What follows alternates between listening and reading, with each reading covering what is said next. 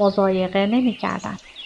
صدای سرب‌های میانه رو و منصفی همچون یاسمینا، انسان‌های عادی مثل من و شما، اغلب به سبب جنایات شنیعی که دیگران به اسم آنها مرتکب شدند ناشنیده می‌ماند.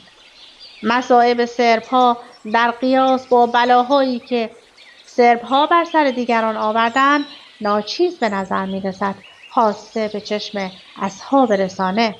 ما غربی‌ها که نظیر ضربه‌های پیاپی و کرخ کننده تبلیغات قوه تمیز خود را از دست داده‌ایم، نه تحت فشار عصبی جنگ هستیم، نه خسته و فرسوده از سالها انزوا، مبادا در تله این پندار باطل بیفتیم که حقشان بود. اهمیت خاطرات یاسمینا در همین است که نشانمان می‌دهد به راحتی امکان داشت ما جای آنها باشیم. نشانمان می‌دهد که گرفتار شدن در کشوری که به سبب سیاست‌های حکومتش منزوی شده است و شهروندانش باید تاوان جنایت دولت مردانشان را بپردازند چه حسی دارد. تیم جدا، لندن، اوت سال 2000.